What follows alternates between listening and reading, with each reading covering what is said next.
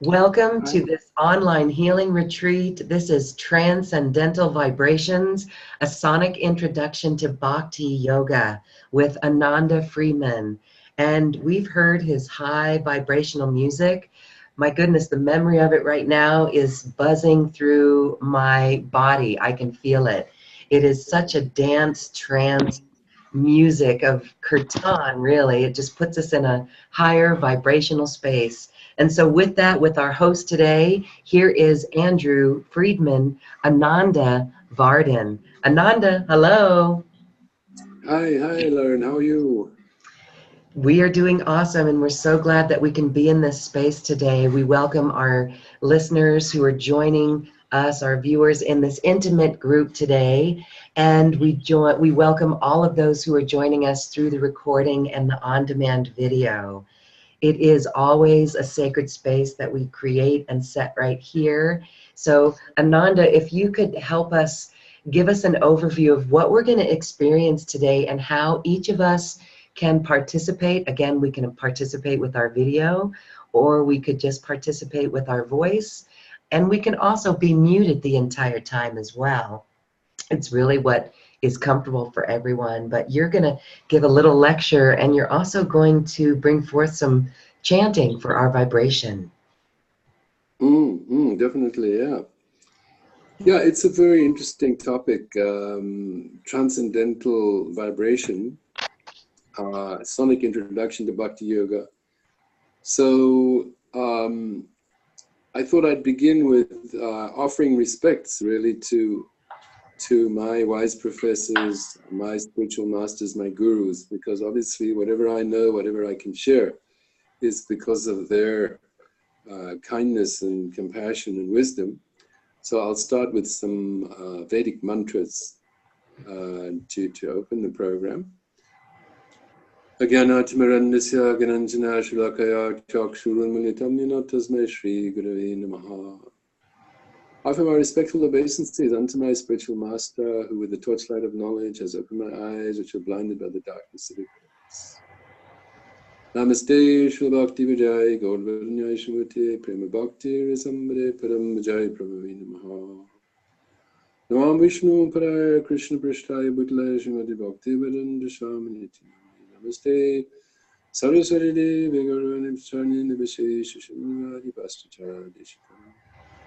Namam Vishnu Paraya Radhikaya Priyatne Shrimati Bhakti Vedanta Narayaniti Namane Shri Devi Goswami Raj Ki Jai Shri Bhakti Saraswati Thakur ki jai, Shri Bhakti Vinod Thakur.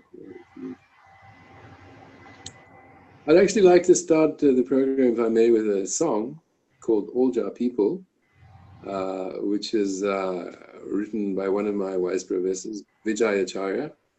I have some of my friends here today, so they'll be also singing along with me. Do you want to show them? Do they want to get in the video with you? Oh yeah, we'll turn the camera right now. Here we go. There's my friends. This is Bhakti Stephen. And that's Nicole. And that's Devi. And Joy. And hiding at the back there is Tristan. Well, I don't know if they could see us, but all of us with our camera showing is waving back to them. It's so beautiful to connect visibly with everyone. So that's cool. So then we're going to hear them in the background as well, as they're your backup singers. Yeah, exactly. Backup chanters. Okay, here so we this go. is the little song we're going to be singing called Olja People. Ja is the name of God, Ja People. So it's a song which I think, I was thinking today, everybody in the United Nations should sing this song every day. Can you turn your volume up a little bit? Yeah, sure. Let me come closer there. Yeah, that'd be beautiful. Thank you. Is that better? Is that better, volume? Yeah, we're seeing. Maybe you could still maybe project a little bit more too. Yeah, I'll bring the microphone closer as well. Good. Is that better? Yes. Okay, we're going to sing now the song Olja People. I like Sufis, I like Sikhs, I like Muslims too. Sunni Shiites doesn't mind. All job people are just fine. I like Christians, I like Jews, I like Rastafari. Mormons, Baptists, doesn't mind. All job people are just fine. I like Russians, I like Greeks, I like Turkish too. Polish, Cuban, doesn't mind. All the people are just fine. I like Buddhists, I like Jains, I like Hindu too. Hopi, Zulu, doesn't mind. All the people are just fine. I like black men, I like white, brown and yellow too. The red man, Martian, doesn't mind. All the people are just fine. All the people are just fine. All the people are just fine. All the people are just fine. All the people are just fine.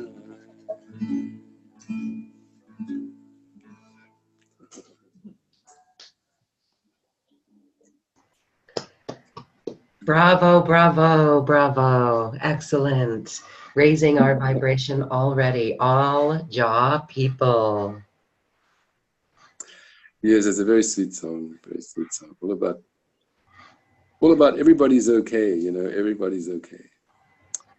I'd like to start also with a verse from Bhagavad Gita. Bhagavad Gita is the very ancient Vedic spiritual wisdom given by Lord Krishna. So there's one verse in the 4th chapter which in Sanskrit goes like this: Tadvidi pranipatena pariprashanena sevaya upadekshanti te jnanam jnaninas tatvadarshanaha. The translation is, just try to learn the truth by approaching a spiritual master. Inquire from him submissively and render service unto him. The self-realized soul can impart knowledge unto you because he has seen the truth. So this verse explains very clearly the significance of the spiritual master, the guru. The word guru is made up of two syllables, gu and ru. So it means that this great soul takes us from darkness to light, the darkness of ignorance to the light of knowledge. So obviously he is the most significant person in our life, the most significant, because our souls are in his hands. We are completely surrendered soul. Just like my name is Ananda Vardhana Das. I took initiation in 1979 as a Hare Krishna devotee. 1979, Ananda Vardhana Das. Ananda Vardhana is the name of Krishna, and Das means servant. So just for short, it's Ananda Vardhana, that's my recording name. But so I'd also like to sing now a song which we sing to the Guru, written by one of our great spiritual masters called Srila Bhaktivinoda Thakur, in Bengali actually, and then just read the translation of the song so that we can get a deeper understanding of the significance of the Guru.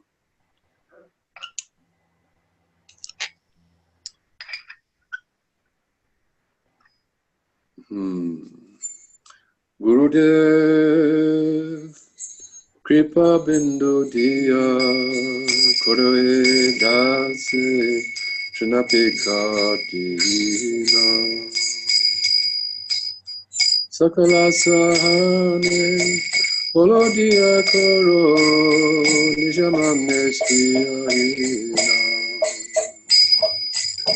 Sakale Samam Kurute Shakati Dehonataya Tayata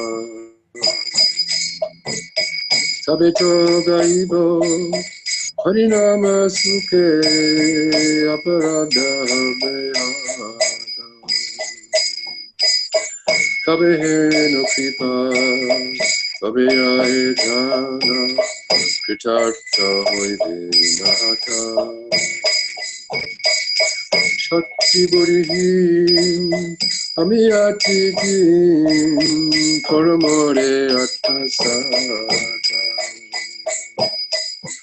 Yagata Vichare Kichunai Kai Tamara Karunasa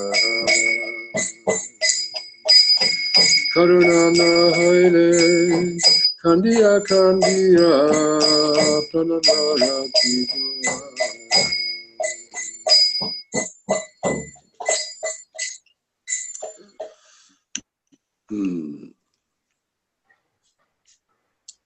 Gurudev, give to this servant just one drop of mercy.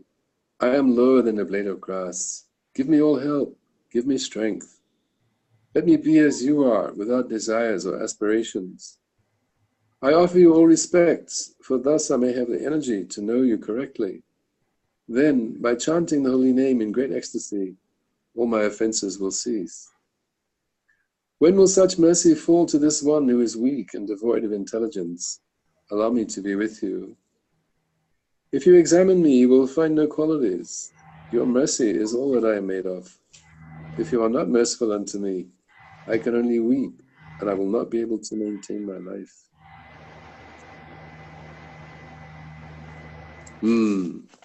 So, getting back to the topic of this talk, Transcendental Vibration, a sonic introduction to Bhakti Yoga. It's very interesting. Today, again, I was thinking about this word mantra. Mantra, it's becoming quite a popular word. People more and more familiar with the word mantra. It's a Sanskrit word. It comes from two syllables. Man means mind, and tra means to deliver or to free. So what does that mean?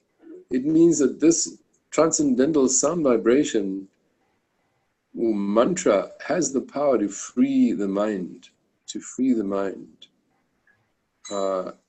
What do we mean when we say that the mind is not free? This is a very deep subject because the mind is the sixth sense. It controls all our other senses. So if the mind is not free, then all our functions are not free. So what is the free mind? And in Bhagavad Gita, Krishna confirms this, that your mind is either your worst enemy or your best friend. And mantra has the power to liberate the soul. To liberate the soul. From what? From illusion. From illusion. In Sanskrit, the word is Maya. Maya, M-A-Y-A. Maya means not this. So we tiny individual souls, we're called the marginal energy of the Lord. Marginal means that we can go one way or the other. We can come under the control of the superior spiritual energy, or we can come under the control of the external material energy. And when that happens, we fall into illusion. What is that illusion? We think we're these bodies. I'm black, I'm white, I'm a housewife, I'm a lawyer, I'm South African, I'm Cuban. I'm this body. This is not a fact. This is illusion. I'm not the body, I'm the soul. I'm the living force within the body. So if we fall into that illusion, then the mind is not free. Because then all our activities are based on that illusion. We work hard, we do everything, what for? For this body, for the gross and subtle body. But I'm not the body, I'm the soul. So this is a very, how can you say, serious disease. So the mind that is not absorbed in the spiritual reality of my spiritual identity is not free. And we've all got that disease in this material world, otherwise we wouldn't be here. The disease of thinking that I'm this body, that this world is permanent. It is not. It is temporary. Everything here is temporary. Whereas there is an eternal realm. So one of our great spiritual masters, Srila Narottam Das Thakur, has given us a beautiful song in Sanskrit, and the opening words are Golokera Premadan Harinam Sankirtan. Premadan, this Sanskrit word means two things. Prem means divine love, and Dan means treasure. So in other words, he's saying that the real treasure of the soul is divine love. This is the treasure. Nothing else is treasure. And we in this material world, that love for the Supreme Being is locked down. It's locked down in our hearts for the most part because we're absorbed in this temporary comings and goings, ups and downs, paying the bills of this world. So that treasure within the heart is covered. It's covered. And Narottam Das says that how will that treasure be discovered? And he says it will be discovered through Harinam Sankirtan, which means the congregational chanting of the holy names of God, the Supreme Lord, whether you call him Christ, Krishna, Gauranga. That sound vibration is transcendental sound. And where does it come from? He says it comes from Golokera, from Goloka, this planet. This is highly confidential information, that beyond this material world is the spiritual kingdom, which is God's personal home. And that topmost planet is called Goloka, in the shape of a giant lotus flower. So this sound vibration, transcendental sound, actually comes from that realm. It's not material. It doesn't come from anywhere here. And what is its power? It has the power to awaken our dormant love of that Supreme Lord, which is treasure. That treasure is the treasure of the soul. So the deep meaning of transcendental sound is to understand the power it has to liberate us from this illusion. So these mantras are given by the great saints. They are not concocted. They are handed down through disciplic succession. So they have very deep power because they are authorized. They're not concocted, they're authorized. And one of them that we chant particularly is the name of Gauranga. Gauranga is the golden avatar who appeared just over 500 years ago in India. And that name Gauranga, especially at this time, which is the dark age, this is the Kali Yuga, the Iron Age, the dark age, is especially helpful. We need the greatest help, the greatest mercy. We don't need to spend much time on the newspaper or on the TV to realize that this is an extremely disturbed world that we live in. Very much contaminated on every level. So we need the greatest help, and that help comes from Gauranga, this particular avatar, the golden avatar, because his mercy is unconditional. He is pity incarnated. He has pity on the greatest criminals, the lowest, most unqualified.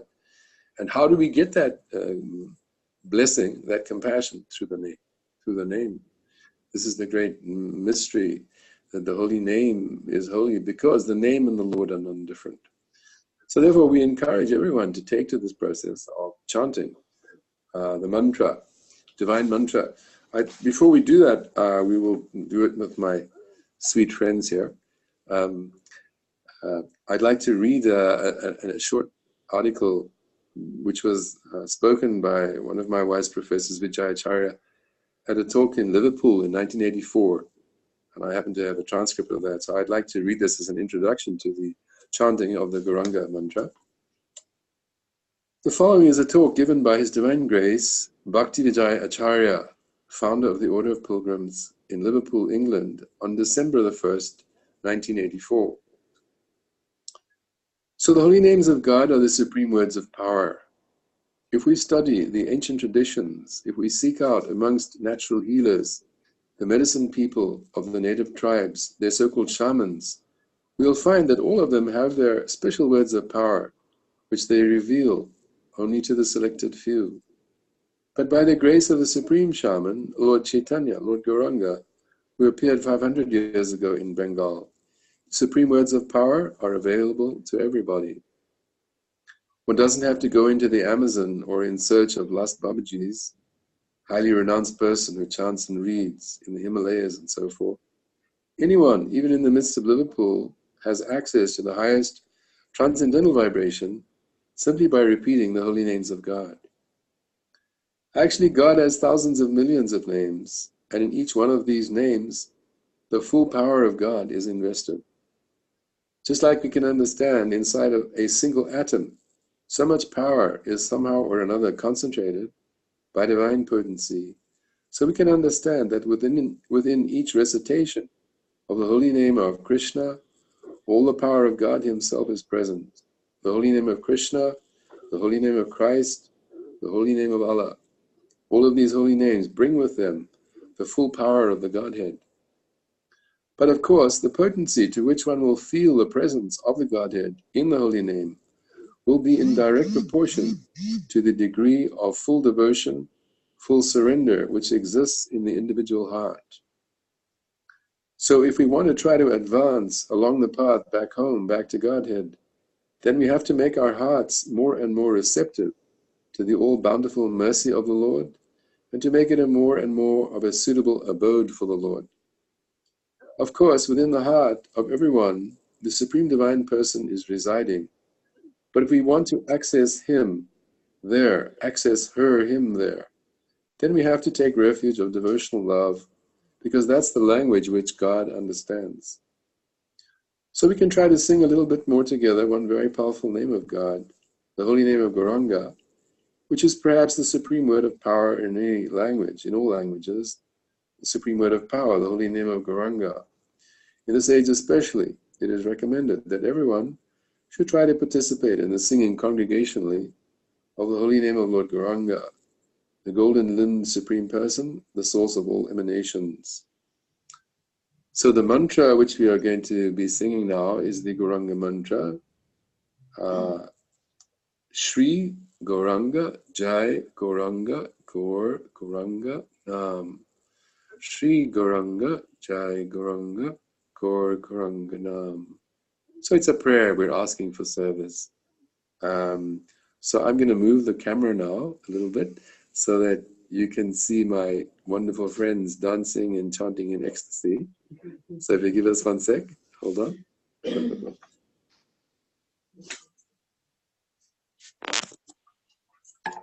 You still there, Lauren? Yes, I'm here. Thank you. Okay, here we go. Just moving the camera.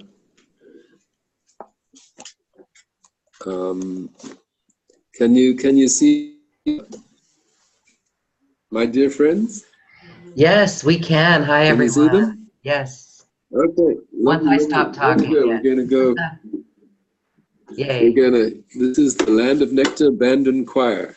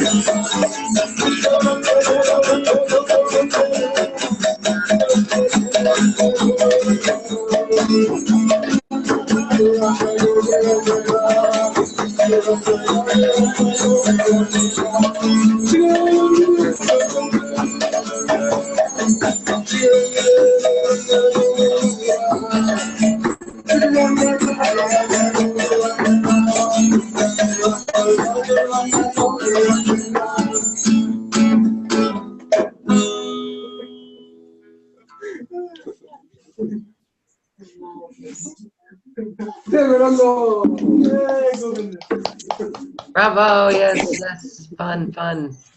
We were chanting with you, but we were muted, but we were chanting right there with you. Fun.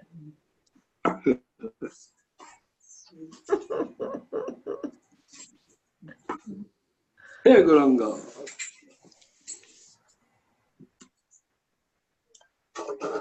Sorry, I'm just going to plug in again. Certainly gets people smiling, doesn't it?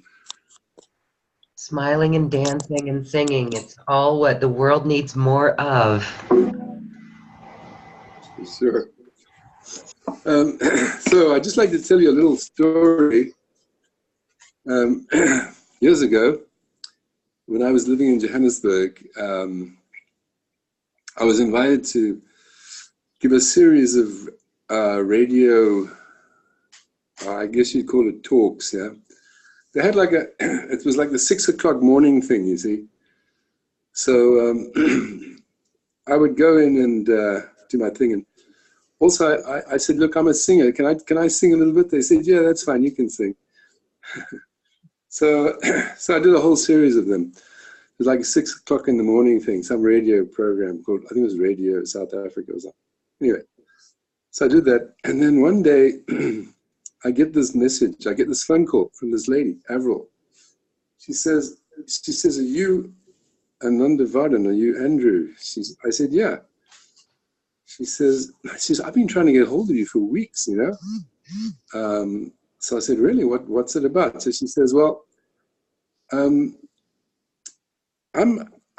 been in business, I'm a business lady for a long time, but I suddenly got very, very ill. So I had to stop work, you know, I had to stop work. And so normally I would set my alarm in the mornings to go to work, but since I've been really sick and, I've been laid off, I don't set my alarm anymore, and that's it, but, I want to tell you something she says, one morning at about 6 o'clock, my alarm went off by itself. I didn't set it. And as it went off, she heard this Guranga chanting on the radio, because it was one of those radio clocks, those radio alarms. She said, and I heard this chanting, this Guranga chanting. And I thought, what is this? I've got to find out what this is. So she phoned up the radio station and the whole thing. Anyway, long story short, she eventually came to my meetings and everything. But she says, that clock switched itself on. She did not switch it on. And she heard this Guranga Nam, So I said, Avril, you got some special message. Anyway, very nice story. If I may, I'd also just like to read something about Lord Guranga. He appeared just over 500 years ago in India. And we have very detailed records of his activities and his what we call Leela or pastimes, and they're all very extraordinary. And they're specifically in a book called Sri Chaitanya Charitamrita. Can you see that? Can you see that book? Yeah? Yeah. So this book gives the life. I can't hear you, Lauren. Can you hear me? Yes, I can hear you. So hold it up again and just hold it a little bit closer for longer than you think, so we can jot that down. Can you see it? Mm-hmm. Yes.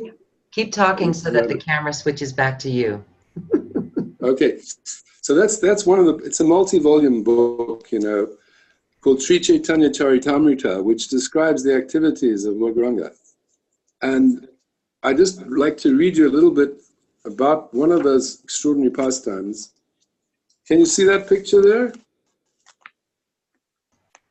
Can you see that picture? That's Lord Guranga. Hold it up a little bit. Jungle. Hold it up a little bit longer and higher. Okay. And then Can put the front of the book again, so I can take a picture of the name of the book. How are you doing, Terry? I'm good. I'm well. Thank you. Good. So anyway, that's the picture. It's a picture of Lord Guranga in a forest called the Jarikan Forest. And I want to read to you the description of that amazing pastime, okay? You ready for that? Beautiful, thank you. Yeah. This is when the Lord goes into this forest called Jarikan. The Lord abandoned walking on the well-known public road and went instead along a bypass. He thus kept the city of Katak on his right as he entered the forest. When the Lord passed through the solitary forest, chanting the holy name of Krishna, the tigers and elephants, seeing him, gave way. When the Lord passed through the jungle in great ecstasy, packs of tigers, elephants, rhinoceros, and boars came, and the Lord passed right through them. Balabhadra Bhattacharya, his assistant, was very much afraid to see them, but by Sri Chaitanya Mahaprabhu's influence, by Lord Gauranga's influence, all the animals stood to one side. One day a tiger was lying on the path, and Sri Chaitanya Mahaprabhu, Lord Gauranga, walking along the path in ecstatic love, touched the tiger with his feet. The Lord said, "Chant the holy name of Krishna." The tiger immediately got up and began to dance and chant, "Krishna, Krishna." Another day, while Lord Gauranga was bathing in a river, a herd of maddened elephants came there to drink water. While the Lord was bathing and murmuring the Gayatri mantra, the elephants came before him. The Lord immediately splashed some water on the elephants and asked them to chant the name of Krishna. The elephants, whose bodies were touched by the water, splashed by the Lord, began to chant, "Krishna, Krishna," and dance and sing in ecstasy. Some of the elephants fell to the ground, and some screamed in ecstasy. Seeing this, Balabhadra Bhattacharya was completely astonished.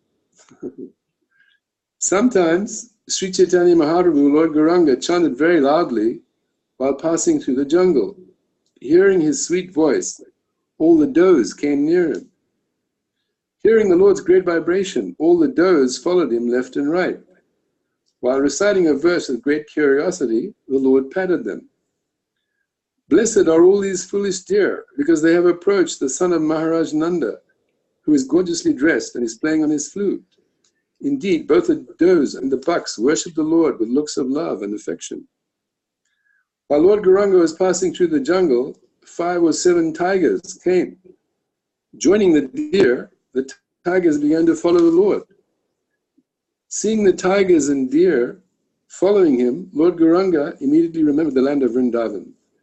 He then began to recite a verse describing the transcendental quality of Vrindavan, the land of Krishna. Vrindavan is the transcendental abode of the Lord. There is no hunger, anger, or thirst there. Though naturally inimical, both human beings and fierce animals live together there in transcendental friendship. When Lord Gauranga said, "Chant Krishna, Krishna," the tigers and deer began to dance and chant Krishna.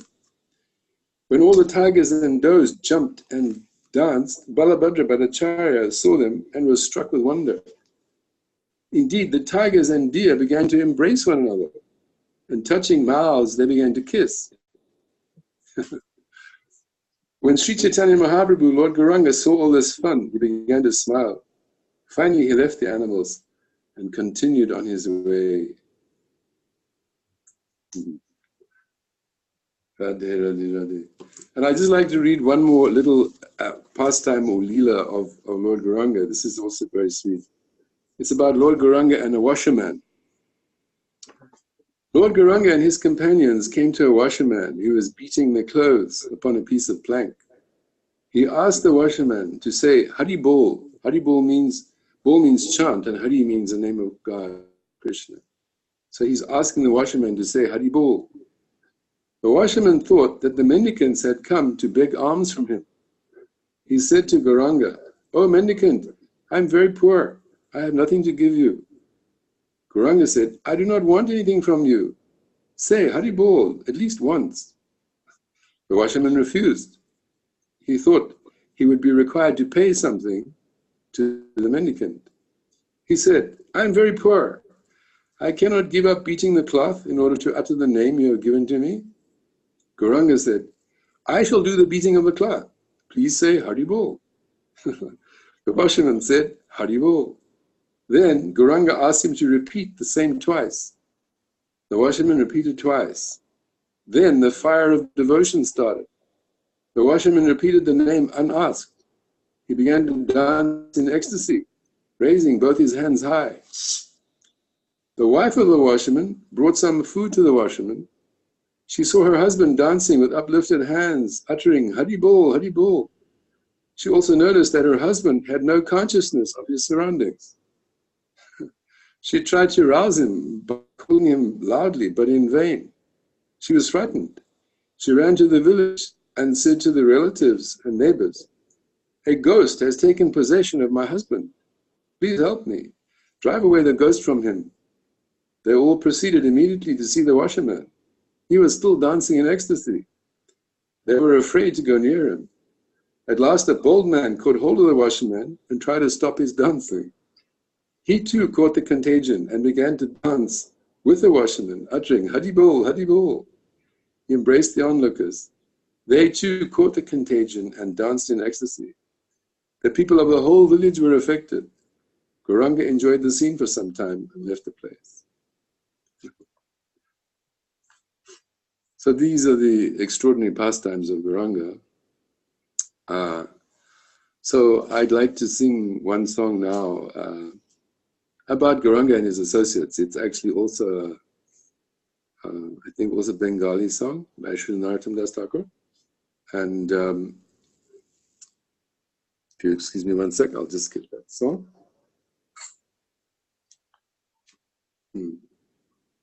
Very beautiful song. These songs have great power. I think we discussed this when we had our telephone conversation, Lauren, that these songs, because they are written by self-realized souls mean souls that have pure love for God. They have pure love. They are completely established on that platform. Therefore, the songs they write come from their hearts completely, and they're completely pure and transcendental. So therefore, we as students are so much encouraged to sing these songs, not for recreation, but because by singing them, that transcendental purity will change our hearts as well. This is the process. Bhakti, which is part of the talk that we're giving today, Bhakti Yoga. Bhakti means devotion, pure love for God. So that bhakti can only come from someone who has it. There's no other way. And these great souls, out of compassion, they compose these songs, and we are very much benefited to hear these songs. There's a beautiful story also. One time a priestly man was in a temple in South India. Lord Gauranga was visiting. And this man was illiterate. But his spiritual master had said that he should read Bhagavad Gita every day. So he thought, okay, I'm illiterate, I can't read, but I must go and obey the order of my guru. So he would sit down every day in the temple and try to, he would mispronounce the words, he didn't know what he was saying.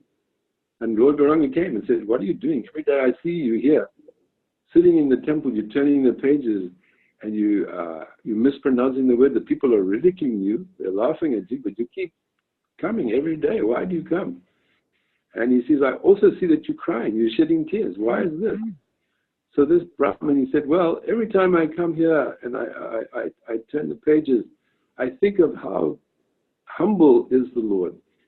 In Bhagavad Gita, Lord Krishna played the part of the chariot driver of his friend Arjuna. He took the humble position. He drove the chariot. So this Brahmin said, whenever I think about that, my heart is so melted I cry. So Lord Gauranga said, you have perfectly understood Bhagavad Gita. So therefore, this is not an intellectual process. It's completely of the heart. So these songs as well, just by hearing this vibration, you may not know at all what it means, but that sound vibration is so pure that it will enter our hearts and awaken that dormant love. So I'd like to sing this song.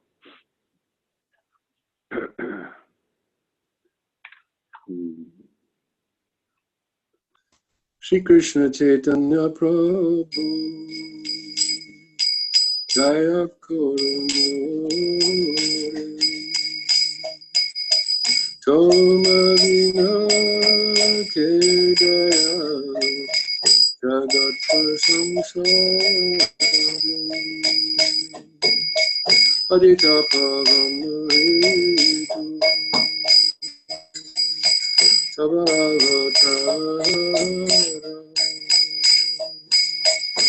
Masamo Tikatadu Napaidaya Prabhu Nityananda Pranamanda Suri Pipa Balo Kanako Amipado Duki Jaya Koro Sitapati Advaita Gosai Kapita Boletai Chaitanya Nitai Aswarup Samatana Uparagunata Bhaktanga Shigira Aprabhutana Jaya Koro Shriya Charya Prabhu Srinivasa Ramachandra Sangamadi Naratamodasa.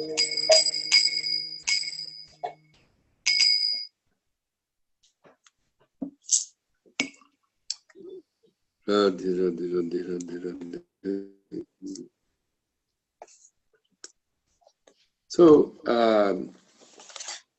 of course, most of us have some knowledge about the Hare Krishna movement, the Hare Krishna mantra, and specifically we owe that to one gentleman, really. In the West we do anyway. His name is A.C. Bhaktivedanta Swami Prabhupada, affectionately known as Srila Prabhupada. Here is a picture of him. I hope you can see that. Is that clear? Yeah, that's Prabhupada. And this book, The Science of Self-Realization, one of the books I personally first heard of Krishna. I think my friend here, Nicole, also got this book, and for many of us, it's been the introduction to Krishna consciousness. So, if I may just read a little bit from this book about the Hare Krishna mantra, because this is called the Maha Mantra, the great chanting for the deliverance. Hare Krishna, Krishna Krishna, Hare Hare, Hare Ram, Ram Ram, Hare Hare. So Srila Prabhupada, the wonderful gentleman, spiritual master, came in the mid-60s from India to America on the order of his guru. His guru had said to him, Bhaktivedanta, I would like you to preach in the English language. And on the order of his guru, he, at an elderly age, in his mid-60s, he got on a boat called the Jaladuta. He had 2 heart attacks on the boat. Came to Boston Harbor with practically no money, but the great faith in the order of his guru and Krishna. And he proceeded to launch a worldwide movement, opening many, many temples. He wrote more books about love of God than anyone in history. And so many of us, most of us in the West, owe our connection with Krishna to him. So I'd just like to read a little bit about the mantra which he is describing in this book. The transcendental vibration established by the chanting of Hare Krishna, Krishna Krishna, Hare Hare, Hare Ram, Ram Ram, Hare Hare, is the sublime method for reviving our transcendental consciousness. As living spiritual souls, we are all originally Krishna conscious entities, but due to our association with matter from time immemorial, our consciousness is now adulterated by the material atmosphere. The material atmosphere in which we are now living is called Maya, or illusion. Maya means that which is not. And what is this illusion? The illusion is that we are all trying to be lords of material nature, while actually we are under the grip of her stringent laws. When a servant artificially tries to imitate the all-powerful master, he is said to be in illusion. We are trying to exploit the resources of material nature, but actually we are becoming more and more entangled in her complexities. Therefore, although we are engaged in a hard struggle to conquer nature, we are ever more dependent on her. This illusory struggle against material nature can be stopped at once by revival of our eternal Krishna consciousness. Hare Krishna, Krishna Krishna, Hare Hare is the transcendental process for reviving this original pure consciousness. By chanting this transcendental vibration, we can cleanse away all misgivings within our hearts. The basic principle of all such misgivings is the false consciousness that I am the Lord I survey. Krishna consciousness is not an artificial imposition on the mind. This consciousness is the original natural energy of the living entity. When we hear this transcendental vibration, this consciousness is revived. The simplest method of meditation is recommended for this age. By practical experience also, one can perceive that by chanting this Maha Mantra, or the great chanting for deliverance, one can at once feel a transcendental ecstasy coming through from the spiritual stratum. In the material concept of life, we are busy in the matter of sense gratification, as if we were in the lower animal stage. A little elevated from this status of sense gratification, one is engaged in mental speculation for the purpose of getting out of the material clutches. A little elevated from this speculative status, When one is intelligent enough, one tries to find out the supreme cause of all causes, within and without. And when one is factually on the plane of spiritual understanding, surpassing the stages of sense, mind, and intelligence, he is then on the transcendental plane. The chanting of the Hare Krishna mantra is enacted from the spiritual platform, and thus this sound vibration surpasses all lower strata of consciousness, namely sensual, mental, and intellectual. There is no need, therefore, to understand the language of the mantra, nor is there any need for mental speculation, nor any intellectual adjustment for chanting this Maha Mantra.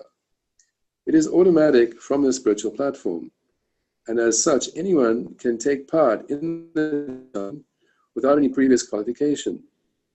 In a more advanced stage, of course, one is not expected to commit offenses on the grounds of spiritual understanding. In the beginning, there may not be the presence of all transcendental ecstasies, which are 8 in number. There are 1, being stopped as though dumb, 2, perspiration, 3, standing of hairs on the body, 4, dislocation of voice, 5, trembling, 6, fading of the body, 7, crying in ecstasy, 8, trance. But there is no doubt that chanting for a while takes one immediately to the spiritual platform. And one shows the first symptom of this in the urge to dance, along with the chanting of the mantra. We have seen this practically. Even a child can take part in the chanting and dancing. Of course, for one who is too entangled in material life, it takes a little more time to come to the standard point. But even such a materially engrossed man is raised to the spiritual platform very quickly. When the mantra is chanted by a pure devotee of the Lord in love, it has the greatest efficacy on hearers, and as such, this chanting should be heard from the lips of a pure devotee of the Lord, so that immediate effects can be achieved. As far as possible, chanting from the lips of non-devotees should be avoided. Milk cut the lips of a serpent has poisonous effects. The word Hara is the form of addressing the energy of the Lord, and the words Krishna and Ram are forms of addressing the Lord himself. Both Krishna and Rama mean supreme pleasure, and Hara is the supreme pleasure energy of the Lord, changed to Hare in the vocative, the supreme pleasure energy of the Lord. The material energy called Maya is also one of the multi-energies of the Lord, and we, the living entities, are also the energy, marginal energy of the Lord. The living entities are described as superior to material energy. When the superior energy is in contact with the inferior energy, an incompatible situation arises. But when the superior marginal energy is in contact with the superior spiritual energy, Hara, it is established in its normal, happy condition. These 3 words, namely Hare, Krishna, and Rama, are the transcendental seeds of the Maha Mantra. The chanting is a spiritual call for the Lord and his energy to give protection to the conditioned soul. The chanting is exactly like the genuine cry of a child for its mother's presence. Hara helps the devotee achieve the Lord's Father's grace, and the Lord reveals himself to the devotee who chants this mantra sincerely. No other means of spiritual realization is as effective in this age of quarrel and hypocrisy as the chanting of the Maha Mantra, Hare Krishna, Krishna Krishna, Hare Hare, Hare Rama, Rama Rama, Hare Hare. So, me and my merry friends are going to now chant Hare Krishna. Hold on, I'll move the camera. We'll be joining you as well, Yeah. either muted or unmuted. Oh, lovely. Yes. Wonderful. How's the camera position? Good? Yep. Okay. Huh? Hey, Gauranga. Hare Krishna. Oh, wow. Terry's getting... Good. Here we go. We've got a new cartel player, Tristan. She keeps perfect time. She's hiding at the... She's excellent keeping time. She's new. She's started tonight. It's really good.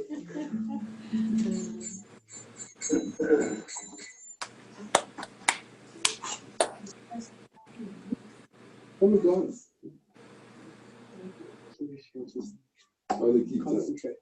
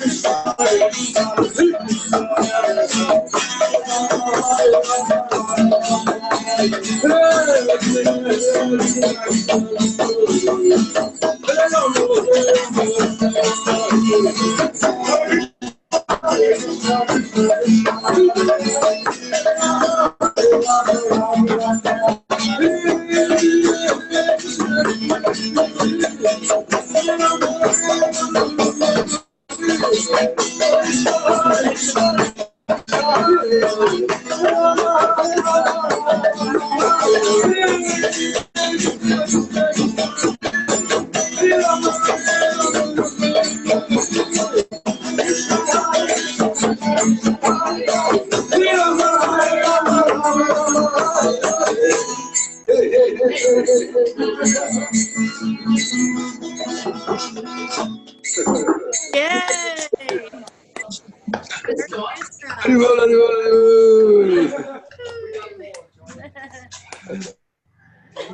Goranga, Goranga. Yeah, you almost blew out our bandwidth there. That was awesome. I've had my exercise for the day. Good, good. I love that shirt. Goranga. I love your shirt. You like the shit? Your shirt. Yeah. I'm taking orders. Yeah. I don't see it. What does it say? It says Jai Goranga. Oh, It's got the mantra on the back, yeah? Yes. Oh. We have lots of office supplies too still. How are you doing, Jeff? I'm doing fine. Yeah, that's good. Good to see you. I have customers coming in the store and I just kept on going. Say hi to Gary for us. Oh. Thanks. Anyway, on with the show. Woo. I'd just like to read a little bit from a lovely, beautiful book called, can you see that? Secrets of the Undiscovered Self? Can you see that? yes. Okay.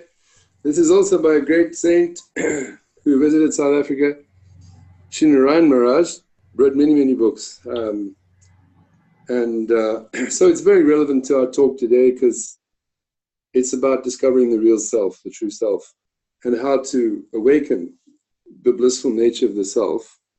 So I'd just like to read a little bit from the book, and in this way we get the blessings. Radhe, Radhe, Radhe, Radhe. This is a beautiful story called We Are Pure Spirit Souls. Long ago there lived a powerful sage named Ashtavakra Rishi. The sage was curved in 8 parts of his body, and when he walked, his movements were quite peculiar and awkward. He was also very ugly, and ordinary people often laughed at the sight of him. Although externally he was awkward and crooked, internally his heart was pure, because he had realized his eternal transcendental identity. He knew and realized the difference between the body and the soul. Once, Ashtavakra Rishi arrived in the assembly of the great king, Maharaj Janak, to attend an assembly of saintly persons. As he entered the assembly, everyone present began to laugh at him. Hearing them, Ashtavakra Rishi also began to laugh. The members of the assembly were surprised and said to each other, "We are laughing at him, but he is laughing even more loudly than us. Why is this?" Janak Maharaj rose from his throne and asked Ashtavakra Rishi, "Why are you laughing so loudly?" The sage replied, "I thought I was coming to join an assembly of saints and sages, but instead I have stumbled into a convention of shoemakers. A shoemaker's interest is only in leather and skin. He sees only if the good or bad quality of skin. Your interest is in seeing if someone is beautiful or ugly, healthy or disabled, young or old. Your minds are absorbed in these temporary things. You are not seeing my soul as saintly persons would. It is simply illusion to place importance on the external, temporary body while being oblivious to the eternal soul dwelling within. Janak Maharaja's heart was deeply penetrated by Ashtavakri Rishi's words. He realized the sage was a liberated soul and worthy of deep respect. With great honor, he offered his own throne to the sage, bowed down to him, and accepted him as the instructing spiritual master. And then I'd just like to read another little section from this same book, entitled The Bonafide Guide. The Bonafide Spiritual Master, or Guru, tells us, "Give me your ears. I do not want all of your senses, only your ears. Among all the senses, only the ears can hear sound vibration, and thus transcendental words. The Guru, coming in disciplic succession, helps us surrender to God by engaging our function of hearing. Through this vibration of sound, his transcendental words enter the heart of the disciple and reveal Krishna, God himself, who is hidden in everyone's heart. No sense but the ears can perceive this transcendental sound. There are two kinds of sound vibration. One is transcendental and is beyond this material world, Shabda Brahma. It comes from the Supreme Personality of Godhead himself via the disciplic succession. The other is ordinary material sound vibration, which comes from the vibration of the material tongue. One who has not extensively practiced bhakti yoga and who is not perfect may give Krishna's holy name and various mantras to others, but the sound vibrations spoken by him will have no spiritual effect. Although such sounds are by nature powerful and transcendental, they must be imbued with realization. Otherwise, they will manifest as worldly, mundane words. If a guru is not sufficiently expert in chanting transcendental sound and has no realization of its nature, that sound vibration will not produce any real fruit in the heart of the person who receives it from him. Only self-realized souls perfectly utter Shabda Brahma, or transcendental sound, and one should receive it from them. The definition of bhakti, pure devotion, is given in the Vedic scriptures as follows.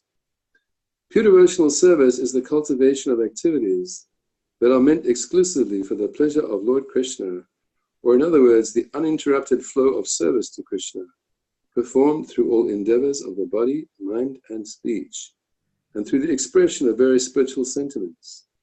This pure bhakti is not covered by knowledge aimed at impersonal liberation or by reward-seeking activity, and it is devoid of all other desires other than the aspiration to bring happiness to Krishna. Bhakti Rasamrita Sindhu 1.1.11. The same Vedic scriptures contain many verses that explain the quality of a person who, because of his own pure devotional service, can actually help us. One such verse is as follows. Any person who seriously desires real happiness must seek a bona fide spiritual master and take shelter of him by initiation.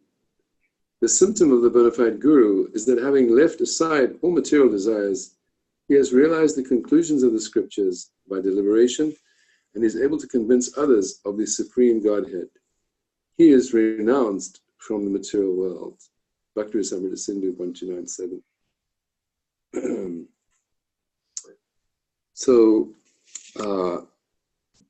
we can really not really understand the significance of the Guru and his compassion, but at least especially by associating with people who do, we can gradually begin to perceive that he's not an ordinary human being, and that what he has to give us, we can never repay. We can never repay. So happy are those, fortunate are those who have come into contact either through books or teachings or personally of one such great spiritual master.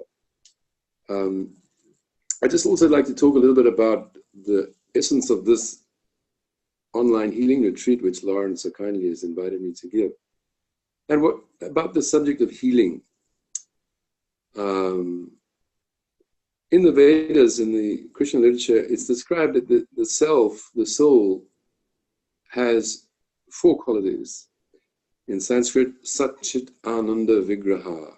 Sat means the soul, the living entity, is eternal, indestructible. Chit means that by nature he's full of knowledge. Ananda means bliss, and Vigraha means that he has form. Sat Chit Ananda Vigraha. So we can understand from this that by nature, our real life is blissful. Ananda. Our real nature is Ananda. So how is it then that we find so many unhappy people? Nirananda is the Sanskrit word. Why is that? What has happened? What has happened to the inherent blissful nature of the soul? It's become covered over. This is called conditioned life. Conditioned life. Condition means we've taken on a material body, covered by this material body, which is not our, it is simply a vehicle that we're traveling on. And it has the effect of covering our consciousness, restricting our consciousness, and putting us into a result which has been near another. So if we talk about online healing retreat, healing must happen on the spiritual platform, because I am a spiritual being. So how do we actually awaken that blissful nature of the soul? That is real healing. All other kinds of healing may be on the bodily platform or the mental platform, the intellectual or emotional platform. But ultimately the self, the real self, is neither this gross nor subtle body. So healing means to awaken the dormant blissful nature of the soul. That is real healing. Nothing else can be called healing. And that healing will be eternal. There will be no relapse. Once that blissful spiritual consciousness is awakened, it's eternal. It's eternal. So that is a most wonderful gift, to be able to actually heal. My guru used the word crippled souls to describe the souls in this material world. Crippled because they're not experiencing their inherent blissful nature. They're in anxiety, they're frustrated, they're fearful, they're depressed. None of these have to do with the inherent nature of the soul. So someone who can come and heal that crippled soul is the greatest physician, And that healing can only be done by those who themselves are free of that disease. They are in that Satchidananda condition. They are not under the spell of this material nature. The symptom of such souls is Brahma Bhuta Prasannatma na Shochiti, as Krishna says in Bhagavad Gita. Prasannatma, they're always joyful. They're always joyful. Self-satisfied and blissful. Always. Not they have a bad day, I had a rough day. No. They're always up. They're never down. Not only up, they're increasing up. Why? Because they have a continuous consciousness of Krishna, the source of all bliss, the rhythm of all pleasure, prema niketana. That is the source of their happiness. And that is fixed. They're fixed on that platform. So only by their grace can we be healed, the crippled soul. So this healing. So this healing is required for this whole planet, this whole universe. Every living entity is under the spell of illusion, and therefore an anxiety. So much anxiety. Simply for this reason, that they've lost awareness of their spiritual identity and their relationship with the Supreme Spirit, Sri Krishna. So to talk of healing on any other level is meaningless. It's superficial. It will not do. The real disease is janma karma, janma mrityu jara vradi. Janma means I'm in a cycle of repeated birth, old age, disease, and death. That is the real disease. To heal means to heal that problem. Just like Prabhupada said, some man may come to you and say, I'm educated. And Prabhupada will say to him, tell me, can you stop death? And the man will say, no, I cannot stop death. Then he says, you don't have any education. You may solve all other kinds of so-called problems, but if you cannot solve that problem, your education is worthless. Can you stop death? That is the real test of an educated man. And only such a great saint and guru can be qualified to do that. So these things are very high knowledge. There's a verse, there's a chapter in Bhagavad Gita, Raj Vidya, meaning the most confidential knowledge. So this knowledge is the most confidential knowledge. How do we solve the real problem? We live in the shadow of death. That is the real problem, not your bank balance or your address. Huh? That is temporary. No difference. This, that, and the other. You're living on the park bench, or you're living in a penthouse. The problem is the same. Birth, old age, disease, and death. So, fortunate are the souls who've come in contact with these great saints, because they are on the way out, exodus of this material world. That is real healing. So, Bhagavad Gita, of course, is the book which is the basis of the teachings of Krishna consciousness, which explains that this process of bhakti yoga, which is the second part of the talk today, transcendental vibration, sonic introduction to bhakti yoga. So the word yoga, most people have a conception, means breathing and exercise. And that's yoga. Keep fit, yeah? No. The word yoga actually means to connect or to link up with God, with the Supreme Being. It's a very great science. And bhakti is the perfection of yoga. Why? Because bhakti means devotion. So that process which wakes up that dormant love that we have for the Supreme Being is called bhakti yoga. And it begins with shravanam, hearing the transcendental sound. And then kirtanam, speaking, shravanam, kirtanam. And there are 9 elements to that bhakti yoga process: smaranam, remembering, praying, and so forth.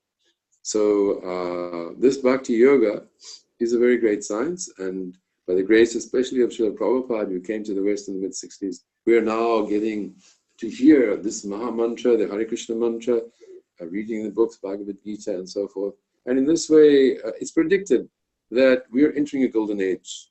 Actually, although this is a dark age, this is the Iron Age, this is Kali Yuga, it's a terrible time. It's predicted to last 432,000 years, and we've only just got into it. It gets progressively worse. Shortages of basic foodstuffs, the lifespan is reduced, so many terrible things. But fortunately, in this particular Kali Yuga, Lord Gauranga appeared, the golden avatar, and introduced this Harinam Sankirtan, this chanting of the holy names, which is called the Yuga Dharma, the religion of the age. Sometimes when I go out distributing flyers and books, people say to me, what religion is this? Because I give them a Gauranga flyer or a Krishna. And I say, the religion means, I say to the person, do you agree that the word religion means the law of God? And they say, yes, okay. And there's only one God? Yes. So there's only one religion. There's only one religion. There's one God, there's one religion, like that. So we shouldn't be sectarian about this. There's hundreds and millions of names of God. Sometimes when I go to people and they say Gauranga, they say, that name's not in the Bible. It's not genuine, like that. I say, excuse me, do you agree that God is unlimited? And they say, yes. So then, are his names limited? Huh? Oh, okay. You can hear a different name of God every day, right? Okay. So in this way, people can gradually become, more receptive to the grace of the Lord, because actually there's no limit to the grace of the Lord. What is that grace? It means that his kindness is coming to us, his kindness, his compassion. And we certainly need it in this world. We need it, all of us, this whole universe. As Krishna says in Bhagavad Gita, Dukkalayam Vashashvatam. This is a temporary place full of miseries. You don't need to be a rocket scientist to know that. So we are fit candidates for Gauranga's mercy. And it's predicted that his name will go to every town and village. This is not a sectarian thing. We can try for ourselves. Yeah? Try and chant this Gauranga Nam, see how it goes. Some of you heard my CDs, and there's a lot of Gauranga Nam on those Gauranga mantras, on those songs. People, they like the songs, they don't even know what that Gauranga is about. That's okay. It's working. That sound vibration, by the way, goes to the heart. It doesn't go to the brain. As Prabhupada is saying, children, anybody, animals, they can get the benefit. So it's not an intellectual thing. And what does it do? It wakes us up. It wakes us up to our blissful spiritual existence, free of anxiety, Christ consciousness, Krishna consciousness, Gauranga consciousness. So I have mentioned Bhagavad Gita. This is a beautiful version I give classes on regularly. This little soft cover, can you see that? Soft cover, pocket edition. Actually, I had it printed here in South Africa. This translation we read from. So I'd just like to read from the 16th chapter. There's some very beautiful description of spiritual qualities. In other words, what happens when people do wake up their spiritual nature? What happens to them? What transformation goes on? Yeah, and this is a beautiful description given in Bhagavad Gita. Supreme Lord said, certain qualities come to ornament the personalities of those who are inclined to the divine life. They become truly fearless, absolutely pure at heart, and filled with wisdom. Always absorbed in communion with me, they give generously in service to others, practice self-discipline, and joyfully participate in acts of divine worship, singing my holy names and dancing in ecstasy. By contemplation of the Holy Scriptures, they come to understand the deepest meanings of a life of divine service and show preference for a simple life in tune with the natural flow. They transcend all aggressive feelings and show kindness to all. Ever attached to truth and always pleasant in their speaking, they never become inflamed with anger. Turning their back on materialistic pursuits, they achieve perfect tranquility. They never like to see the defects of others, preferring to show their love and mercy towards all. Never greedy for mundane achievement, they are mild-mannered and gentle, humble and kind. They work with resolute purpose, are filled with vitality and strength, never take offense at anything, and are always ready to forgive the failings of others. Filled with courage on account of their deep faith, they always remain free of mundane taint and pray for the well-being of all. Although they are the most honorable of all souls, they never desire praise and are never pompous. So wonderful are the qualities of my devotees. So that description is so uplifting that is the real nature of every soul. Every soul, all those beautiful qualities are there. So much love is there in the heart of every soul for every other soul. And only by the grace of those that have that pure love can that love be awoken in everyone. So that is a really beautiful message that we can. Bhagavad Gita is a book, for instance, that I read every day, one chapter. Because this is the message of hope, yeah? This is so many, we live in a world of so many hopeless souls. Hopeless souls, we read about them every day. Hope is in short supply on this planet, in very short supply. So many disturbed, unhappy, lonely souls. But Bhagavad Gita, particularly for me, carries this message of upliftment for all, non-discriminating, and just a sincere heart. So I would encourage everyone to perhaps get more familiar with Bhagavad Gita. What I'd like to do now is to play a recording of the Jai Gauranga mantra by Vijayacharya, and my band of happy friends here, we will join in, and please join in with us. It's a recording by Vijayacharya of the Gauranga mantra. So I'll move the camera again. Hey, Gauranga. This time I'm taking the Mridanga Prabhu. Yeah. This is in everyone's downloads of the music too. Perfect. This is a track by Vijay. It's very upbeat Jai Gauranga mantra. So we'll sing along with this.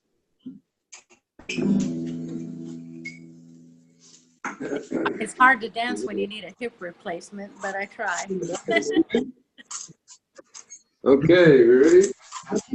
Yes. I lost it up. Sometimes forget that it's Here we go. Try to sing along, please.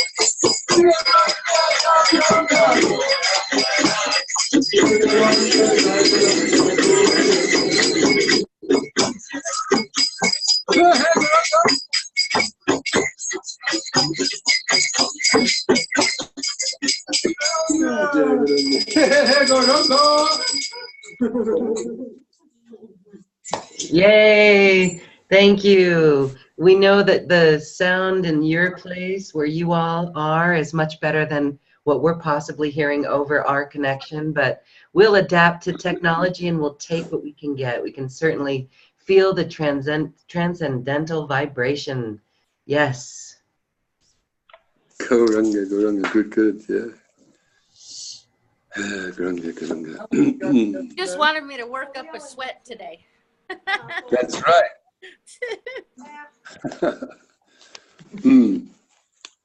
So, I'd like to talk a little bit now about a very special necklace called the Tulsi necklace. Can you see that? Can you see the Tulsi necklace?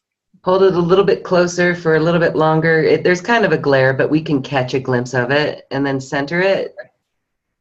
Okay, you got it? No, center it a little bit. Okay. Tulasi necklace. Okay. Yeah, right. So Tulsi necklace, you'll see devotees wear these Tulsi necklaces. She's a sacred plant. She's the holy basil, the sacred basil. And in this world she's called Tulsi. In the spiritual world, she's called Vrinda Devi. So she's very, very important in our lives because she gives special blessings to advance in Krishna consciousness. That's why we wear her as a necklace all the time. And not only do we wear her, but we say prayers to her. She's the forest goddess. So she is very kind and very merciful, very compassionate. So we say prayers to her every day. And I'd like to sing those prayers, if I may, to Tulsi. Very beautiful prayers to Tulsi Devi, the forest goddess.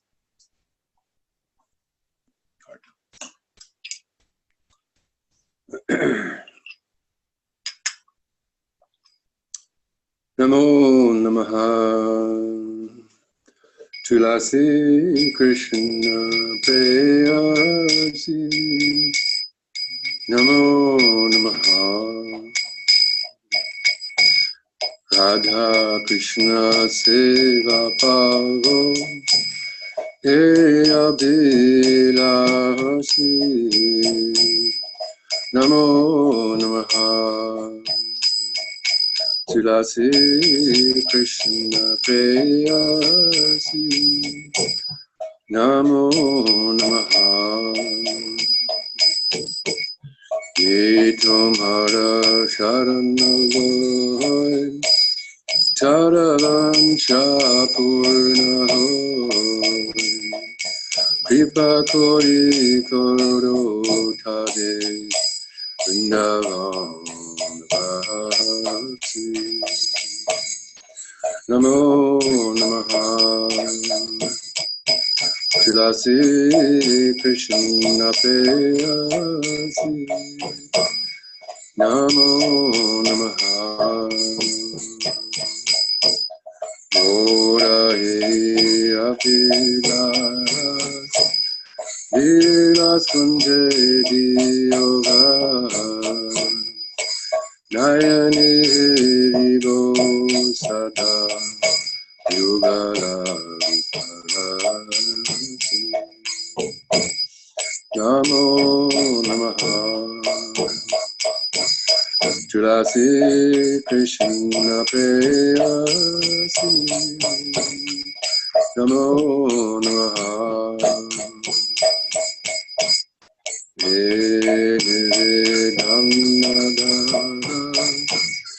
Sakirano Gatako Sevadi Arodi Koroni Jadasi Namo Namaha Tulasi Krishna Prayasi Namo Namaha Ina Krishna Dasiko Ye Namora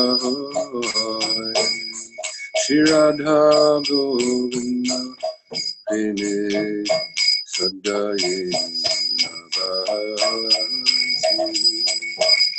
Namo Namaha Tulasi Krishna Prayasi Namo Namaha.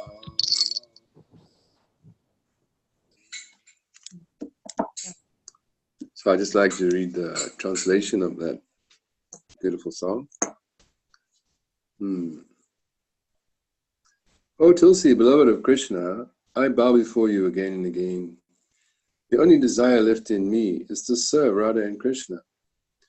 O dweller of Vrindavan, the wishes of all those who seek your favor are fulfilled. Bestow your kindness upon me. I wish you to live in my small garden and remain green forever. O storehouse of beauty, I am your follower and Sakhi.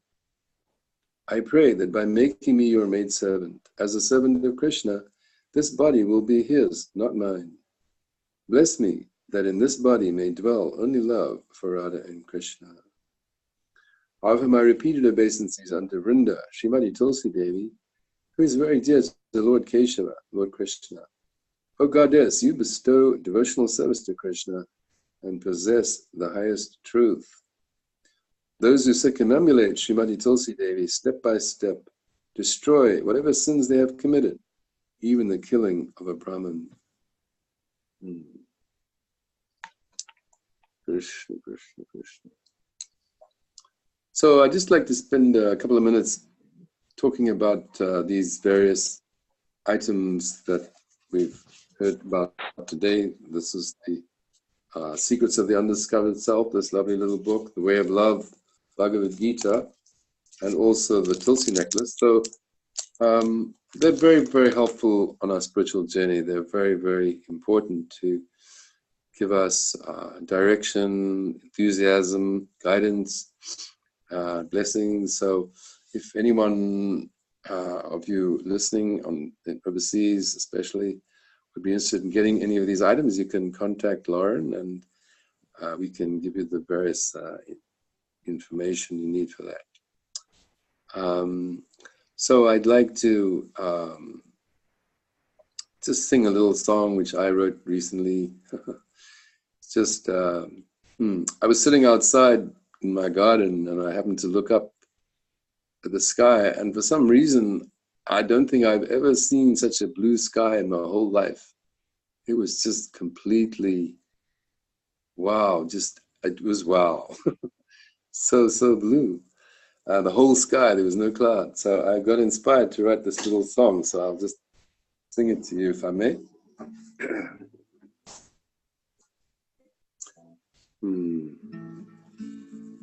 It's called The Love Is True.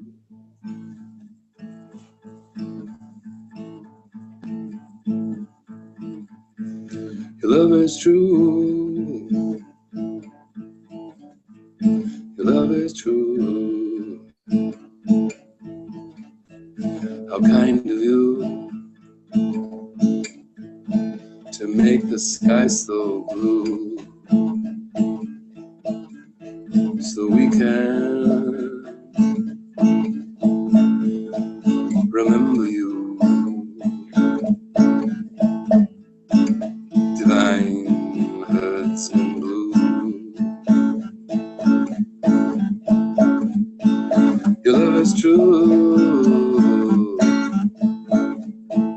Your love is true.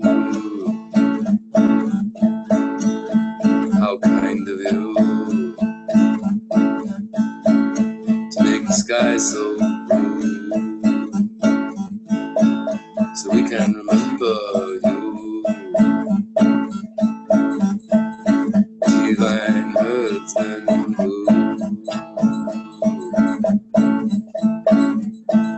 Your love is true. Your love is true. How kind of you to make the sky so blue, so we can remember you. Hare Krishna, Hare Krishna, Krishna Krishna, Hare Hare, Hare Rama, Hare Rama, Rama Rama, Hare Hare, Hare Krishna, Hare Krishna, Krishna Krishna, Hare Hare, Hare Rama, Hare Rama, Rama Rama, Hare Hare, Hare Krishna, Hare Krishna, Krishna Krishna, Hare Hare, Hare Rama, Hare Rama,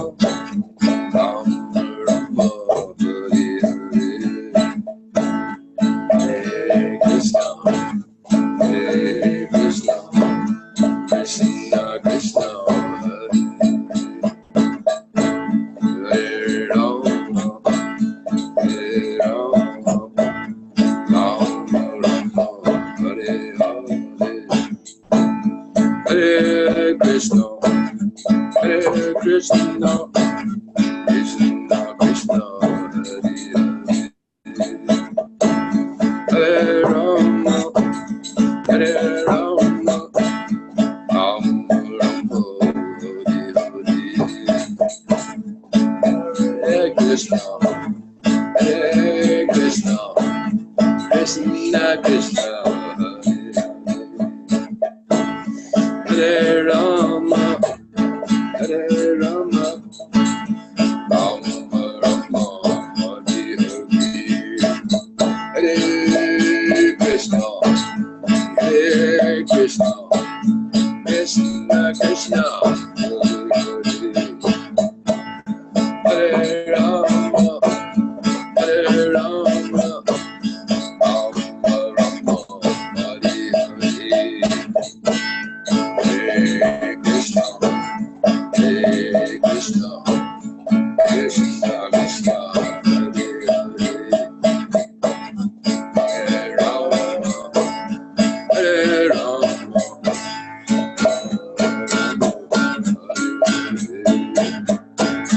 Hare Krishna, Hare Krishna, Krishna Krishna, Hare Hare, Hare Rama, Hare Rama, Rama Rama, Hare Hare, Hare Krishna, Hare Krishna, Krishna Krishna, Hare Hare, Hare Rama, Hare Rama, Rama Rama, Hare Hare, Hare Krishna, Hare Krishna, Krishna Krishna, Hare Hare, Hare Rama, Hare Rama, Rama Rama, Hare Krishna, Hare Krishna, Krishna Krishna, Hare Hare, Hare Rama, Hare Rama, Rama Rama, Hare Hare. Woo! Yay! Hare Krishna. Haribol. Lauren, I believe my time is up. It's looking like it's 2 hours. Am I right? Woo! Thank you, thank you, thank you for those 2 hours. And what a unique experience. We could totally feel the passion in that music, and we could feel the message in that music that you were bringing forth. And it's just so special. And the lessons too of Krishna and Christ consciousness, Krishna consciousness. You know, so many of us here are familiar with our modern day ascension teachings and way showing, but this truly brought an ancient wisdom to the forefront for us. That is so special. Yeah. Thank you for that. Thank you, thank you. Thank you. We have just a quick moment. If anyone would like to ask a question, now would be the time. Just to recap here, I love what you said about healing. With the healing is awakening the dormant nature of our soul within our heart. And with our world, in this world of illusion and Maya, this is needed at this time, in this hour. And beautiful, the vibration that you helped us achieve with that. Thank you. Okay, any questions? You can raise your hand. Is that Terry? No, I'm still singing over here. Hi, Claire. Hi, Claire. Hi, thank you so much. It was very beautiful. And I wanted to thank you for appearing to me last night and bowing to me. And I felt that you were really welcoming me to this session. Thank you. Namaste. Radhe, Radhe, Radhe. Claire, could you share a little bit more about how he appeared last night to you? Well, I think generally before we have groups, we're all together, united, as one a long time or a certain amount of time before the group happens. The healing starts and the energy we become connected to it. So in spirit, very often the person presenting will appear and bow, or just appear and welcome the participant to the session. So the healing starts way before we're together here in person. So it's a spiritual vision, I guess I would explain it that way. Namaste. And it's beautiful because you really feel, I guess, honored to be part of the group. Yes. I'm honored to be part of the group, for sure. Pardon? I say I'm very honored to be here, and thank you so much for your being part of this. It's just very magical experience. So yeah, it's just so positive, so positive that we can get together by the grace of Lauren and the wonderful technology and Krishna, that we can generate this love energy, and heal our hearts, because that's where the healing needs to take place. So I'm honored and very grateful and very blissful. Very happy about it. Yep. Yes, the vibration has shifted. We are feeling very high from that. Truly transcendental. Beautiful to hear that. And now when we hear your music, it's just, for me personally, it's just going to hold that vibration of this group here today. And I love your music. I love playing it. It always puts me in a happy place. And together today, we have shifted the vibration. I mean, all of us are all around the world, and this is it. We're gathering in this space, and we've shifted and lifted the vibration. That's beautiful. Cool. All right, anyone else? Please let us know when you make another date to come back. Oh. Yeah. Yes, do it. Let's do it. Can't get enough of that chanting and dancing, right? See, we've started a trend here. There's going to be, just watch out. Ananda will be doing more of these, I'm certain, in the future as you grow your global audience. Miss Mary team. Fan club. Nice. Good. Great. Well, for those who are silent, we do thank you for joining. Alexandra, I see you. Yeah, I want to say thank you for this very nice day. That's great. But hey, hi Alexander, nice to see you. Nice, thank you. Radhe Radhe. Radhe Sham, Radhe Sham. Kaveta, blessings to you, goddess. Thank you very much. It was such a nice energy, great feeling. I Hare enjoyed Krishna. every minute of it. And the singing, I love singing. It was wonderful. Thank you. Thank you for being here. Yes. Thank you, Lauren. Thank you. And we adapt to the technology. And so even though we may not have heard it just perfectly, we certainly felt the vibration. Absolutely.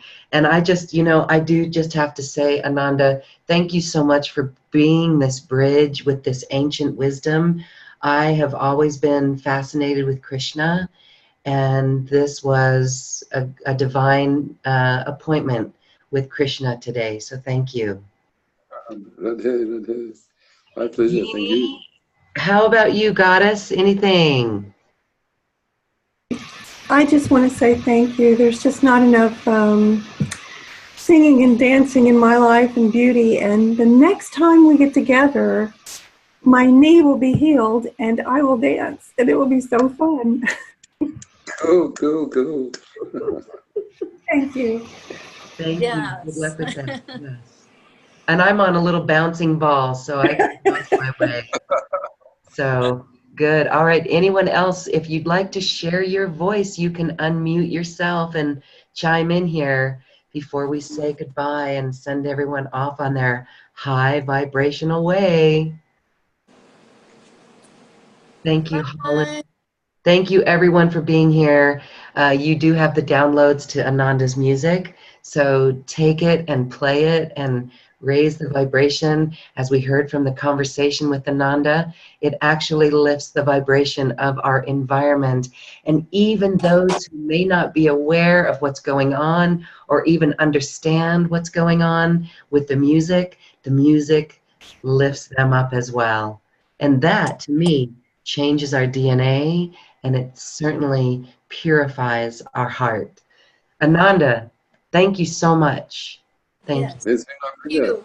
Thank you. Right. Jai Hare Krishna. Garanga. Jai Garanga. Jai Garanga. I'm going to go study about Jai Garanga, who was the last appearance of Krishna, most recent appearance of Krishna. Okay, thank you. Bye, everyone. Namaste. I'll get with you for the t-shirts too. Yes, t-shirts. Don't worry. Oh, I just wanted to say, the books that Ananda recommended, he is in possession of those. So if you want to get those with the necklace, he's got a price, and we'll set you up to just get those directly from Andrew. So if you want those books. T-shirts and the hoodies as well. Jai Garanga t-shirts and hoodies. Yes. Oh, see, now that would be cool. I could do a hoodie. Yeah, all right. Yeah. So if you don't have Ananda's email address, get in touch with me and I'll share it with you.